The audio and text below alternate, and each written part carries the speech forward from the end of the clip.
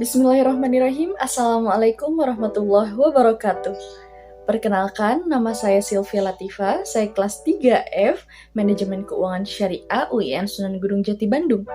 Video ini dibuat untuk memenuhi tugas ujian akhir semester mata kuliah Ekonomi Makro yang diampu oleh Ibu Fitri Dzikroyah. Pada video kali ini, saya akan membahas mengenai fungsi konsumsi dan juga fungsi tabungan. Let's go! Sebelum kita membahas lebih jauh, kita harus tahu dulu nih, apa itu konsumsi.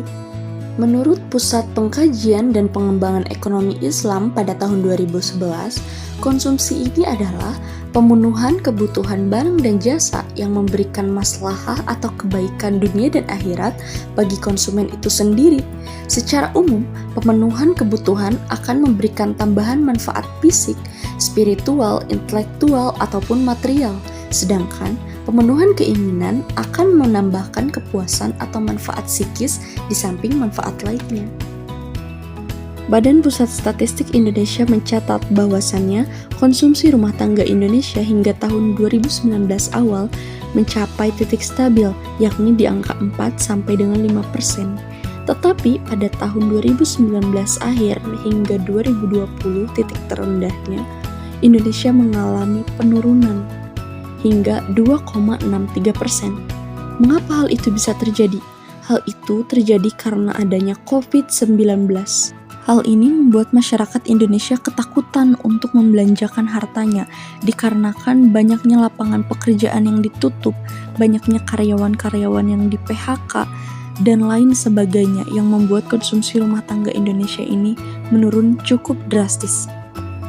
Tetapi pada tahun 2021, BPS mencatat bahwa konsumsi rumah tangga Indonesia itu naik kembali menjadi 2,02%. Hal ini disebabkan karena new normal, yang mana menuntut masyarakat untuk beraktivitas kembali seperti biasa, walaupun belum pulih sepenuhnya. Selanjutnya, kita akan berbicara tentang tabungan. Apa sih itu tabungan? Secara umum, tabungan bermakna bagian dari pendapatan yang disimpan atau bisa juga disebut dengan selisih antara pendapatan dengan konsumsi. Namun, dalam pengertian ekonomi Islam, tabungan memiliki dua makna. Yang pertama, ditujukan untuk berjaga-jaga, dan yang kedua, ditujukan untuk investasi produktif. Berjaga-jaga di sini merujuk kepada hal-hal buruk yang mungkin terjadi di masa yang akan datang. Contohnya seperti kematian, sakit, kecelakaan, dan lain sebagainya. Nah, konsumsi dan tabungan juga memiliki faktor yang mempengaruhi loh, di antaranya yang pertama yaitu kekayaan. Pola konsumsi antara orang yang memiliki kekayaan dan orang yang tidak memiliki kekayaan itu jelas berbeda. Orang yang tidak memiliki kekayaan, jika ia mampu membeli makanan untuk makan sehari itu sudah bahagia, maka orang yang memiliki kekayaan tidak akan puas dengan itu. Ia akan puas ketika ia bisa membeli barang-barang branded yang mahal. Nah, faktor selanjutnya yaitu ekspektasi. Ekspektasi di sini berarti ketika kita bekerja di sebuah perusahaan dan kita menerima gaji setiap bulannya, maka gaji bulan ini cenderung untuk dihabiskan karena kita mempunyai ekspektasi bahwa bulan depan kita juga akan diberikan gaji seperti bulan ini. Faktor yang ketiga adalah jumlah penduduk. Dalam analisis mengenai perbelanjaan agregat, yang diperhatikan adalah konsumsi penduduk di seluruh negara. Oleh karena itu, tingkat konsumsi bukan saja tergantung kepada tingkat pendapatan yang diperoleh seseorang, tetapi juga yang diterima penduduk secara keseluruhan. Faktor yang keempat yaitu suku bunga. Menurut pandangan klasik, suku bunga sangat penting pengaruhnya terhadap tabungan. Tetapi Keynes memiliki pendapat yang bertentangan, bahwasannya suku bunga itu tidak berpengaruh terhadap tabungan. Tetapi tidak bisa dipungkiri, semakin tinggi suku bunga, maka orang berbondong-bondong untuk menabung. Jadi, pada kenyataannya, suku bunga mempengaruhi tabungan. Faktor yang kelima yaitu tingkat harga. Sudah jelas bahwasannya tingkat harga ini memengaruhi pola konsumsi. Bila seandainya harga sedang rendah atau sedang turun, orang-orang akan cenderung membeli barang tersebut dibanding ketika harganya naik. Faktor selanjutnya yaitu sikap berhemat. Setiap orang memiliki perlakuan dan sikap yang berbeda-beda terhadap uang yang dimilikinya. Ada orang yang memiliki sikap berhemat terhadap uang yang dimilikinya. Mereka cenderung untuk menabung uangnya lebih banyak daripada membelanjakan terhadap barang-barang yang kurang perlu. Faktor selanjutnya yaitu keadaan perekonomian. Dalam perekonomian yang tumbuh dengan teguh dan tidak banyak pengangguran, masyarakat cenderung membelanjakan hartanya lebih aktif. Mereka mempunyai kecenderungan berbelanja lebih banyak daripada menabung. Sedangkan dalam kegiatan perekonomian yang lambat perkembangannya, tingkat pengangguran menunjukkan tendensi meningkat dan sikap masyarakat dalam menggunakan uang dan pendapatannya menjadi semakin berhati-hati. Faktor selanjutnya yaitu distribusi pendapatan. Nah, jika suatu negara pendistribusian pendapatannya itu tidak merata, maka akan ada dua golongan. Yang pertama, golongan dengan berpendapatan yang besar. Golongan ini akan cenderung lebih banyak menabung. Sedangkan golongan yang kedua adalah golongan yang pendapatannya itu sedikit. Dan golongan ini cenderung lebih banyak membelanjakan uangnya untuk kebutuhan sehari-hari. Faktor yang terakhir yaitu tersedia tidaknya dana pensiun yang mencukupi. Kebijakan memberikan dana pensiun di suatu negara itu berbeda-beda. Jika suatu negara itu memberikan kebijakan dana pensiun yang rendah, maka para pekerja akan terdorong untuk meningkatkan kegiatan menabungnya ketika ia masih aktif bekerja, berbeda dengan satu negara yang memiliki kebijakan memberikan dana pensiun yang tinggi. Para pekerjanya terdorong untuk lebih banyak mengkonsumsikan gaji yang dimilikinya. Selanjutnya kita akan membahas tentang teori konsumsi dan tabungan menurut John Maynard Keynes. Nah, John Maynard Keynes ini berpendapat bahwa besarnya konsumsi rumah tangga tergantung dari pendapatan yang dihasilkan.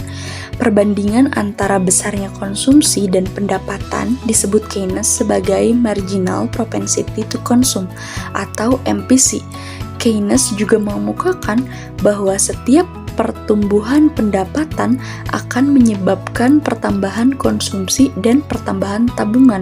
Persamaannya itu yaitu Y sama dengan C tambah S, yang mana Y ini adalah pendapatan atau yield, C ini adalah konsumsi, dan S ini adalah saving.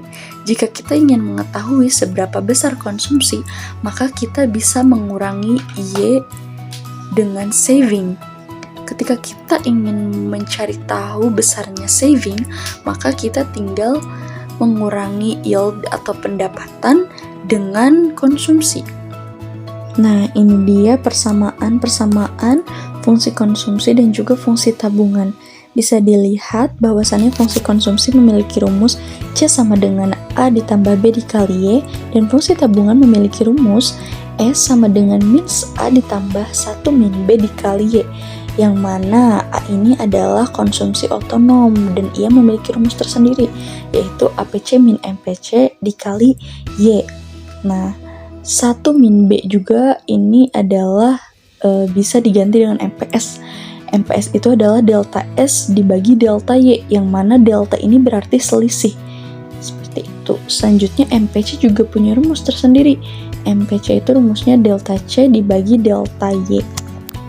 Nah, mungkin tadi bertanya-tanya apa sih MPC, MPS, dan juga konsumsi otonom. Sekarang kita akan membahas hal tersebut. Yang pertama, MPC atau Marginal Propensity to Consume. MPC adalah perbandingan antara tambahan konsumsi terhadap barang atau jasa akibat bertambahnya pendapatan yang diperoleh konsumen. Jika seandainya pendapatan kita bulan ini meningkat daripada bulan kemarin, maka kita akan cenderung berbelanja lebih banyak daripada bulan kemarin.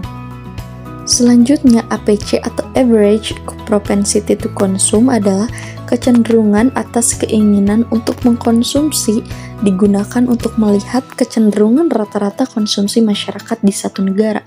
Jadi, kecenderungan masyarakat atas keinginan untuk mengkonsumsi sesuatu itu dijadikan untuk patokan melihat kecenderungan rata-rata konsumsi di negara tersebut. Selanjutnya yang ketiga yaitu MPS atau Marginal Propensity to Save. MPS ini adalah perbandingan antara bertambahnya tabungan dengan bertambahnya pendapatan nasional yang mengakibatkan bertambahnya tabungan. Secara sederhananya, ketika kita menambahkan uang kita untuk menabung, maka pendapatan nasional itu akan berkurang dan itu mengakibatkan tabungan kita bertambah. Selanjutnya yaitu konsumsi otonom. Konsumsi otonom adalah tingkat konsumsi rumah tangga yang tidak dipengaruhi oleh pendapatan nasional. Maksudnya, ketika satu orang berhenti dari pekerjaannya, maka ia tidak memiliki gaji. Nah, tetapi ketika ia masih aktif bekerja, ia sempat menabung untuk hal-hal yang darurat. Nah, proses ia memakai uang tabungannya ketika ia tidak bekerja, itulah yang dimaksud dengan konsumsi otonom. Oke, cukup sekian yang bisa disampaikan. Kurang lebihnya mohon dimaafkan. Wassalamualaikum warahmatullahi wabarakatuh.